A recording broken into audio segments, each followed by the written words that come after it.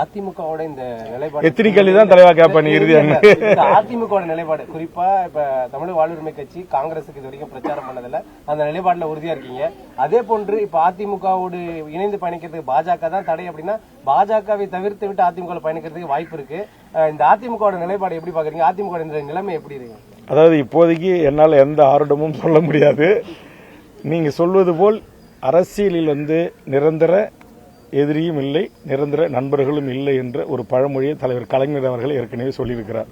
அதனால இப்போது மதச்சார்பின்மையை கடைபிடிக்கிற, மதத்தின் பெயரால் அப்பாவி இஸ்லாமியர்களை கிறிஸ்துவர்களை தாக்குகிற, அடாவடி செய்கிற, அட்டுழியம் செய்கின்ற, கல்விக் கொள்கையில் ஒரே நாடு, ஒரே மொழி, ஒரே தேர்தல், ஒரே இந்து மதம் என்று ஒரு திணிக்கின்ற ஒரு அரச பயங்கரவாதத்திற்கு எதிராக நாங்கள் ஒரு இடதுசாரிகளை கொண்ட ஒரு அணி கட்டமைத்து திமுக தலைமையிலான இந்த கூட்டணியில் இடம்பெற்றிருக்கிறோம். இன்று வரையில் 4 தேர்தல்களை சந்தித்து வெற்றிகரமாக இந்த அணி மக்களுக்கு தனது பணிகளை செய்து மக்களுடைய பேர் ஆதரவை பெற்று இன்றைக்கு நாங்கள் வெற்றி கூட்டணியாக தொடர்கிறோம். இப்போதுக்கு அந்த கூட்டணியில் தமிழக வாழ்வுரிமை கட்சி தொடர்ந்து கொண்டு இருக்கிறது என்பதை பல நேரங்களில் நான் சொல்லியிருக்கிறேன். ஆக எல்லா அரசியல் கட்சிக்கும் எல்லா கிட்ட இருந்தும் வேண்டுகோள் வரும், அழைப்புகள் வரும். நான் மறுக்கல. நாங்கள் ஒரு கருத்தின் அடிப்படையில் ஒரு பொது அஜெண்டா, ஒரு பொது கோரிக்கையை முன்வைத்திருக்கிறோம் தமிழ்நாடு முதலமைச்சருக்கு.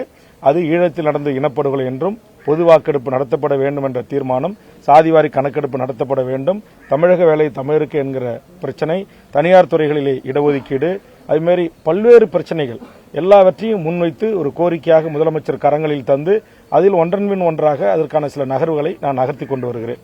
அதுபோன்று இங்க இருக்கிற திருச்சி சிறப்பு முகாம்கள் மூடப்பட வேண்டும், இங்க இருக்கிற மீனவருடைய பிரச்சனைகள் தீர்க்கப்பட வேண்டும், இங்க இருக்கிற தொழிலாளருடைய பிரச்சனை போல் இன்றைக்கு விவசாயிகளுடைய பிரச்சனை, விவசாயிகள் உற்பத்தி செய்கின்ற விளைபொருள்களுக்கு நியாயமான கட்டுப்படியான விலை நிர்ணயம் இல்லை, அதை செய்து தாருங்கள் என்கிற கோரிக்கை நான் முன்வைத்திருக்கிறேன். பரந்தூர் விமான நிலையத்திற்கான நிலையெடுப்பை தமிழ்நாடு அரசு நிறுத்த வேண்டும் என்கிற கோரிக்கை முன்வைத்து தமிழ்நாடு அரசை எதிர்த்து நான் போராடி இருக்கிறேன்.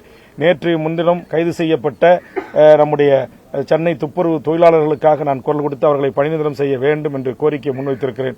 இதுபோன்று ஒரு ஆளுகின்ற அரசிடம் கோரிக்கைகளின் அடிப்படையில் வெகுமக்களை அணிதிரட்டி போராடி அந்த கோரிக்கைகளை வென்று கொடுப்பதுதான் ஒரு அரசியல் கட்சியினுடைய வேலை. அதை நாங்கள் சரியாக செய்து கொண்டிருக்கிறோம்.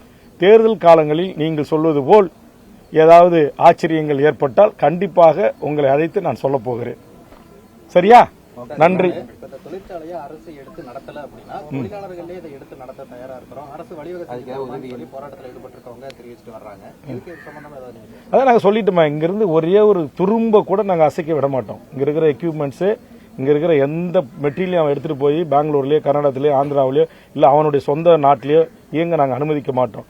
இங்கே நாங்க அனுமதிக்கணும், அதுக்கு அரசு உரிய வழிவகை காணணும்னு சொல்றோம். அப்படி இல்லைன்னா இங்க எங்களுடைய அரசு தொழில்துறை இருக்கு, இங்க சிட்கோ இருக்கு, டிட்கோ இருக்கு, ஷிப்காட் இருக்கு, ஏதாவது ஒரு அரசு துறை நிறுவனம் இதை எடுத்து நடத்துறோம். நாங்க தொழிலாளர்கள் அத்தனை பேரும் இந்த 500 பேரும் குடும்பத்தோட நாங்கள் இந்த நிறுவனத்துடைய வளர்ச்சிக்கு உற்பத்திக்கு உழைக்க தயாராக இருக்கிறோம். எங்களுக்கான ஊதியத்தை தமிழ்நாடு அரசே கொடுக்கட்டும், தமிழ்நாடு தொழில்துறையே கொடுக்கட்டும் அப்படின்றத என்னுடைய வேண்டுகோள். இதையெல்லாம் குறித்து நான் பேச்சுவார்த்தை நடத்தி கொண்டிருக்கிறேன் அரசோடு. அதான் நான் சொல்றேன், இதுல ஒரு நல்ல தீர்வு கிடைக்கணும். கிடைக்கல அப்படின்னா அதான் சொல்லிட்டேன், இந்த நிறுவனம் வேற எங்கேயும் போய் இந்த நிறுவனத்தை அவங்க நடத்த முடியாது.